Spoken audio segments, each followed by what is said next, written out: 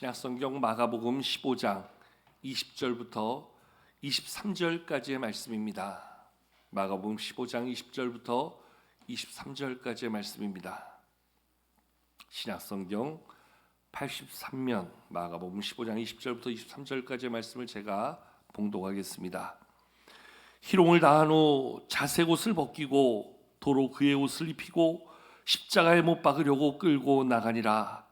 마침 알렉산더와 루포의 아버지인 구레네 사람 시몬이 시골로부터 와서 지나가는데 그들이 그를 억지로 같이 가게 하여 예수의 십자가를 지우고 예수를 끌고 골고다라 하는 곳, 번역하면 해골의 곳에 이르러 모략을 탄 포도주를 주었으나 예수께서 받지 아니하시니라. 아멘. 기독교의 최고의 상징 심벌을 이야기한다면 사람들은 주저없이 십자가를 이야기할 것 같습니다. 십자가는 기독교의 최고의 상징이다. 특별히 사순절의 의미를 가장 잘 나타내주고 있는 것, 그것이 아마 십자가 아닐까 하는 생각이 되어집니다. 근데 사실 우리가 잘 아는 바대로 십자가는 로마 시대 최고의 형벌이 주어지는 형틀이었습니다. 근데 요즘 많은 사람들은 그 십자가를 형틀로 생각 안 합니다. 오히려 많은 여자분들은 몸에 장신구로 생각을 하고 몸에 자신을 화려하게 나타내는 그런 장신구로 사용하기도 하고, 또 젊은 사람들 중에는 상당히 이 십자가를 자기의 몸에 새기는 문신의 문형으로 삼고 있는 모습도 보게 되어집니다. 그만큼 십자가는 우리에게 친숙한 그러한 심벌이 되어져 있습니다. 여러분, 제가 아는 한 목사님 그 목양실에 가보면 세계 각국에서 만들어진 십자가를 수집하면서 그걸로 장식을 했어요. 뭐 세보진 않았지만 좋기 100개는 훨씬 넘는 것 같은, 그러면서 그 십자가의 다양한 이유, 다양한 의미를 설명하시더라고요. 여러분, 진열장 한 켠에 장식되어져 있는 수많은 십자가의 의미보다도 사실 더 놀라운 것은 말씀에 담겨있는 십자가의 의미가 우리 가운데 얼마나 크게 다양하게 소개되어지는지 몰라요. 저는 이 사순절을 보내면서 성경에 담긴 십자가의 몇몇 가지 은혜를, 의미들을 함께 좀 나누는 시간을 매 주일마다 가져보려고 합니다. 오늘 제일 먼저 나눠보고 싶은 것은 기쁨의 십자가라 하는 그러한 제목을 가지고 이 말씀을 준비하고 나누게 됩니다. 오늘 본문의 말씀은 예수님께서 그 빌라도의 법정에서 사형을 언도받고 이제 십자가의 형벌을 받기 위해서 골고다 언덕으로 나아가는 장면, 그리고 오늘 십자가에 달리신 그 모습을 우리 가운데 일부 보여주고 있습니다. 예수님이 올라가신 골고다의 언덕길을 라틴어로 비아 돌로로사 그렇게 이야기합니다.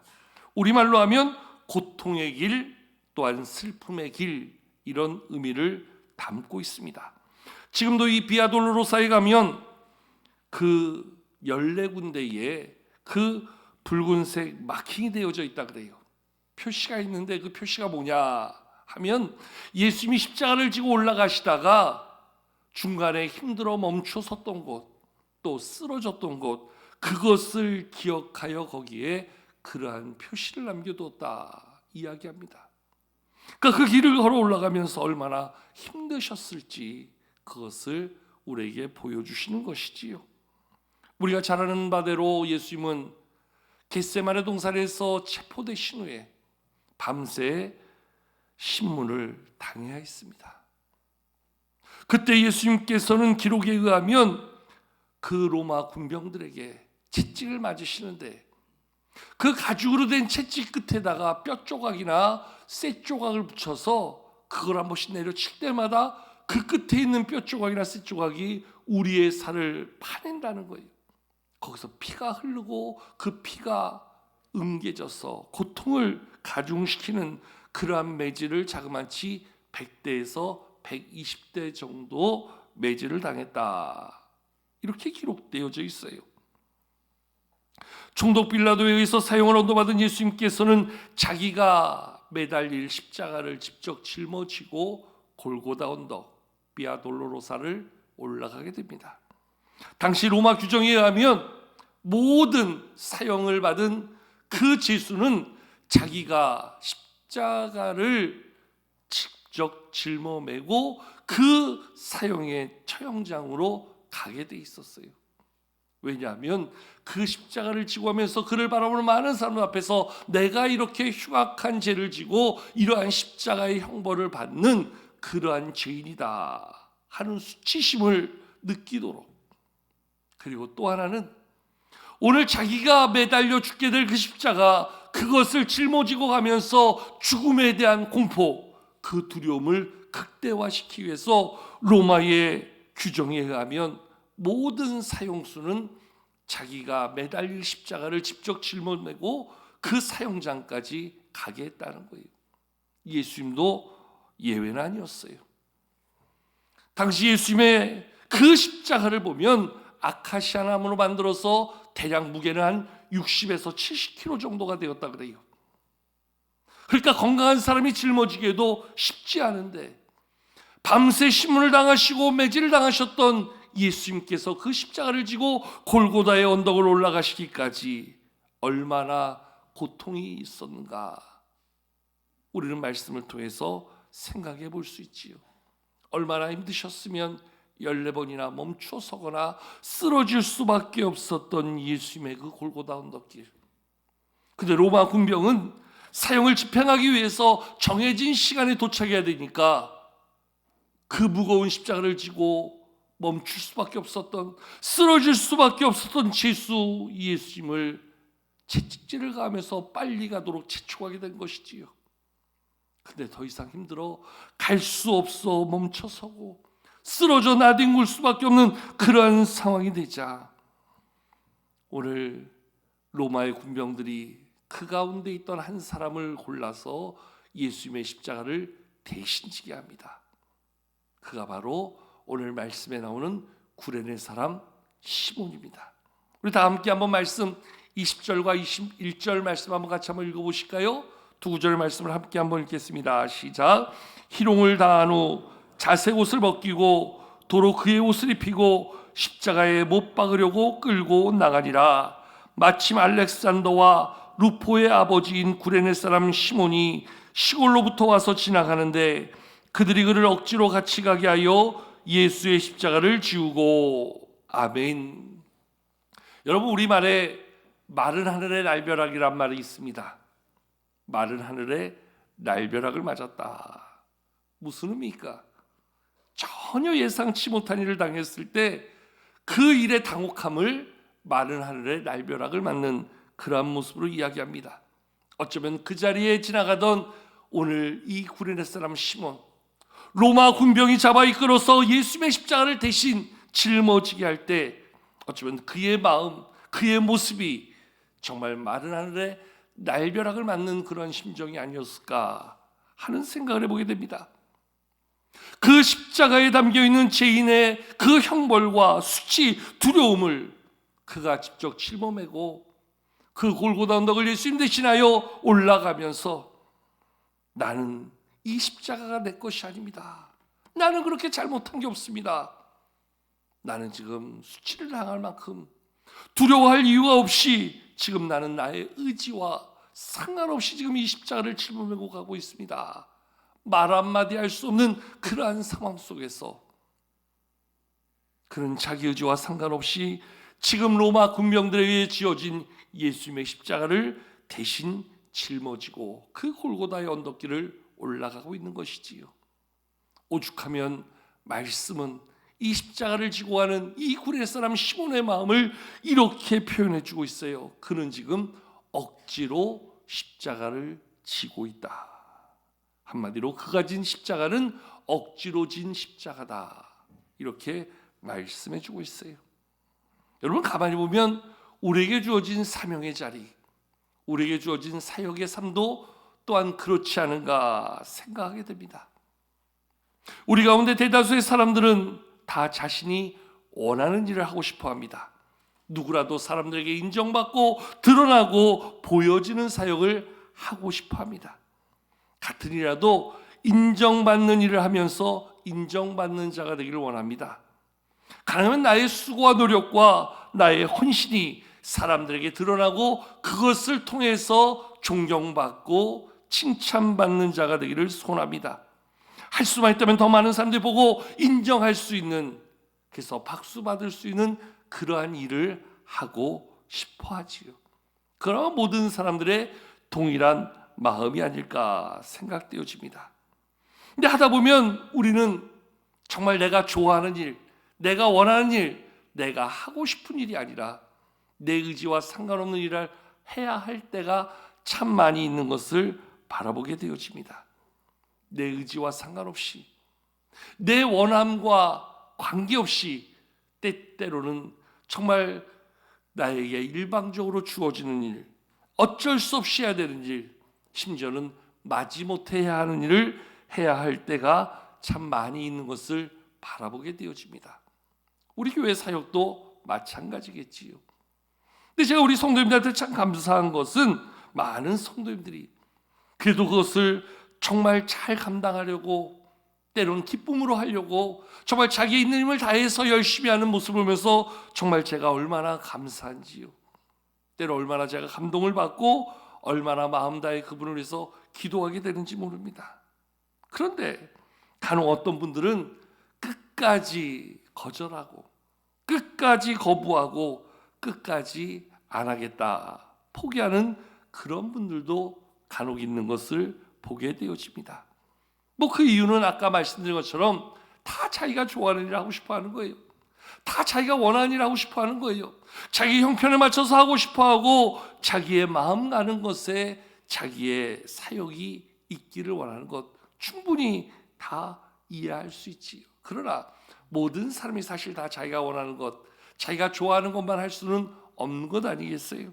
그러다 보니까 때론 의지와 상관없이, 형편과 상관없이 때론 더 많은 일들을 요구하게 되고 더 많은 일들에 대한 그러한 부탁을 하게 되어지는 그러한 경우들이 많이 있지요. 그래도 참 감사한 거, 많은 분들이 아멘으로 순종하고 거기에 정말 마음 다해 힘 다해 사역하는 모습을 보면 정말 목사로서 얼마나 감사한지 몰라요. 근데 간혹 그렇지 못한 분들이 있어요. 부득이 사역을 부탁하고 피치 못할 어려운 일들을 요청해야 할 때가 생겨요. 근데 그때에 자기의 입장만 이야기하는 분들이 있어요. 자기의 상황만을 이야기하면서 안 된다고 얘기하는 분들이 있어요.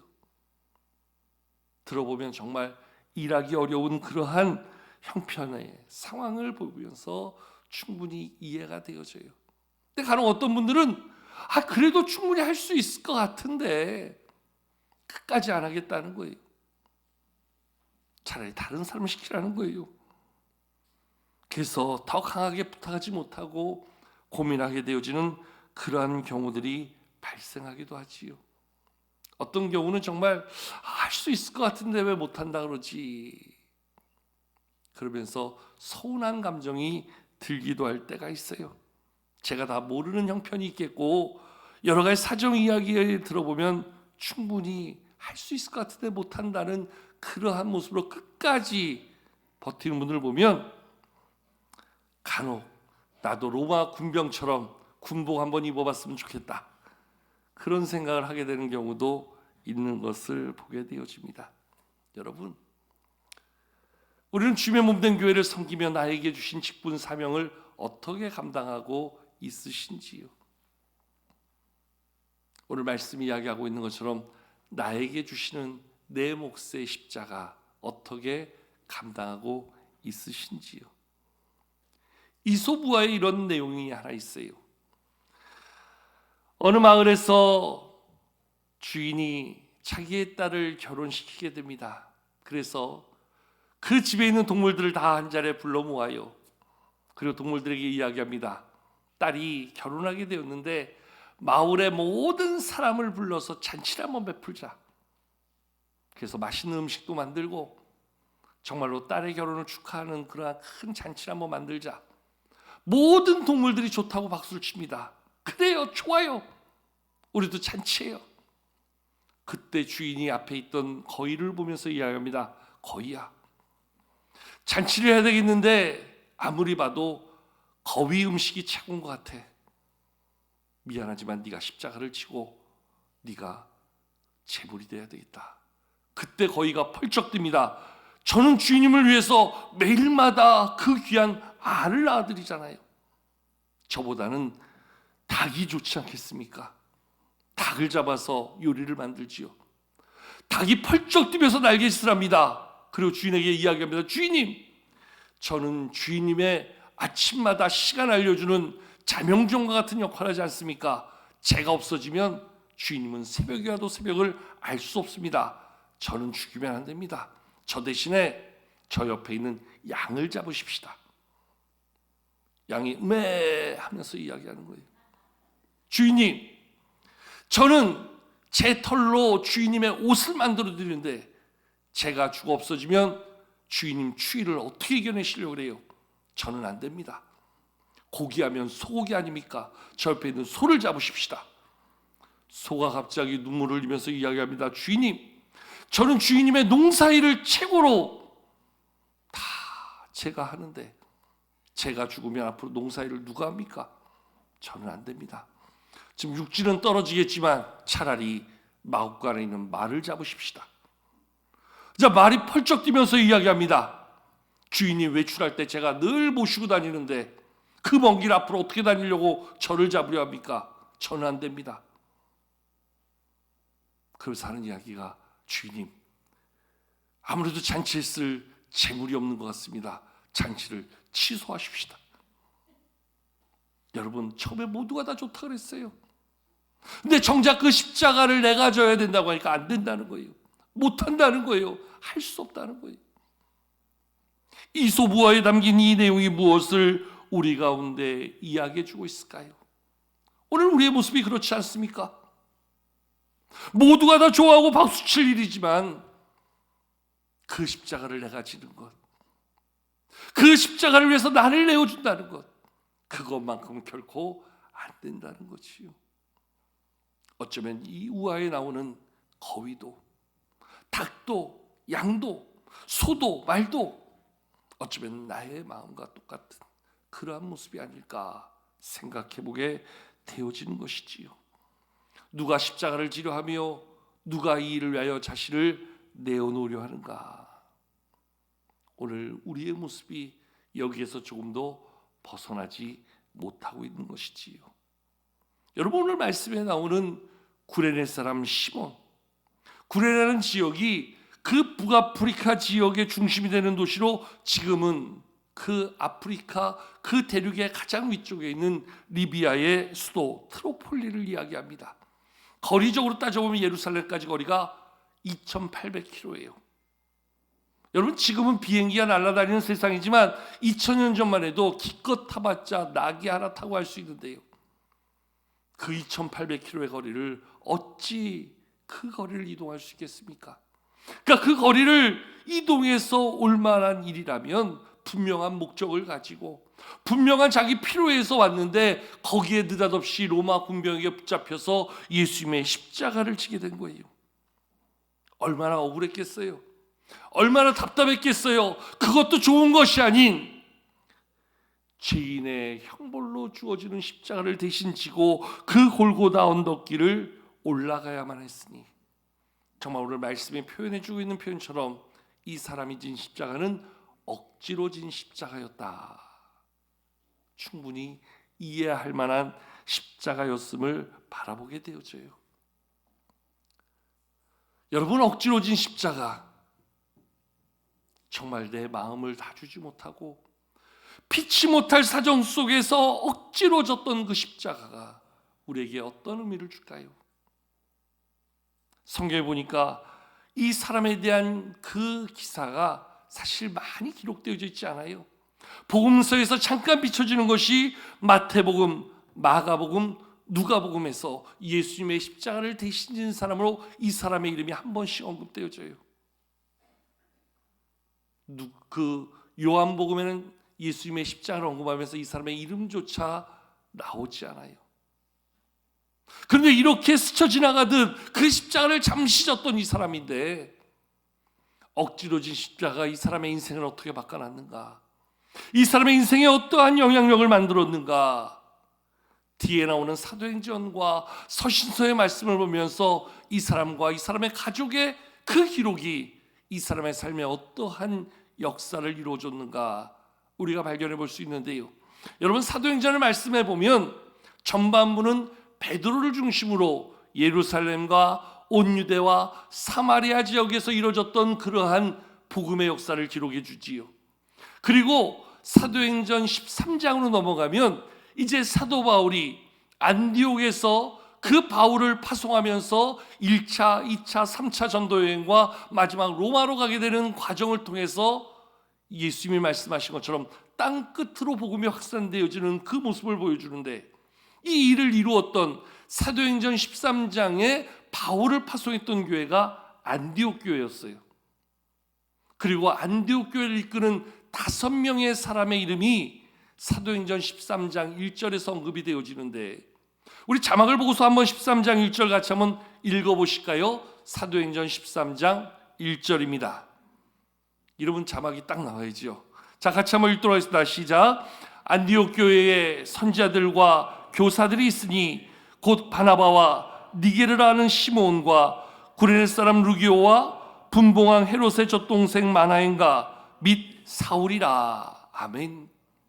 당시 안디옥 교회를 끌어가던 그 리더 5명의 이름이 언급되어지고, 이 가운데 2명 사울과 바나바가 이제 첫 번째 선교사로 파송되어지게 됩니다. 근데 여러분, 여기에 보면요, 니게르라는 시몬이 나와요.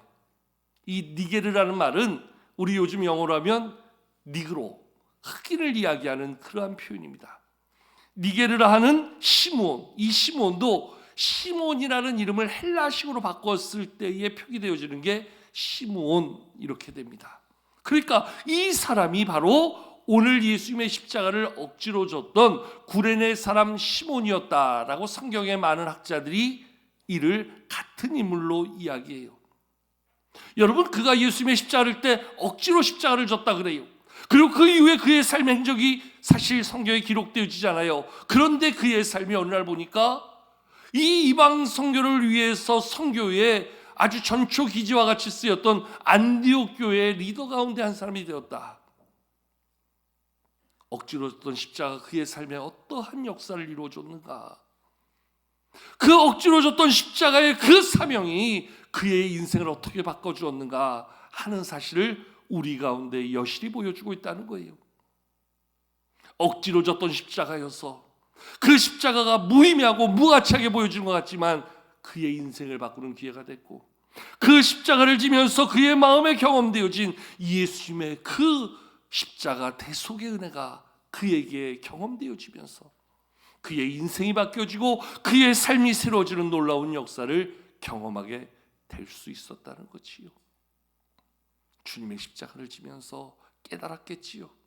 주님의 그 십자가를 지면서 그가 느꼈겠지요. 그 주님의 십자가를 지는 그 순간 그의 마음에 하나님의 은혜가 그의 마음을 채우면서 변화될 수 있게 되었다는 겁니다. 그가 바로 안디옥 교회 리더의 한 사람이 되어서 주님의 이 복음 전파 사역에 누구보다 앞장서 일을 감당했던 니게르라는 시몬이 되어 있는 그 모습을 보면서 우리에게 주신 그 십자가의 사명이 결코 헛되지 않음을, 우리에게 억지로 줬던 그 십자가까지도 하나님의 은혜와 축복의 통로가 되고 있음을 말씀 우리 가운데 증거해 주고 있다라는 거예요. 또한 로마서 16장에 보면 사도 바울이 로마에 보내는 편지를 쓰면서 마지막 16장에서는 로마에 있는 성도들 한 사람 한 사람의 이름을 언급하면서 문안하는 글들이 나와요. 그 가운데 로마서 16장 13절을 보면 바울이 문안하는 사람들이 나오는데요. 자, 이 말씀도 한번 같이 한번 읽어보도록 하겠습니다. 로마서 16장 13절 같이 한번 읽겠습니다. 시작. 주 안에서 택하심을 입은 루포와 그의 어머니에게 문안하라. 그의 어머니는 곧 내 어머니니라. 아멘. 마가복음 본문에서 이 구레네 사람 시몬을 소개하면서 뭐라고 되어 있습니까? 알렉산더와 루포의 아버지인 구레네 사람 시몬이라고 이야기하지요. 오늘 사도 바울이 로마에 보낸 편지 가운데 언급하고 있는 이 루포와 그의 어머니에게 문하라 이야기할 때 언급하는 이 루포가 같은 인물이라는 거예요. 그러면 오늘 바울이 자기의 친구 삼아서 문안을 묻는 그 루포는 얼마나 위대한 신앙인의 자리, 영향력 있는 사람으로 바뀌어졌는가.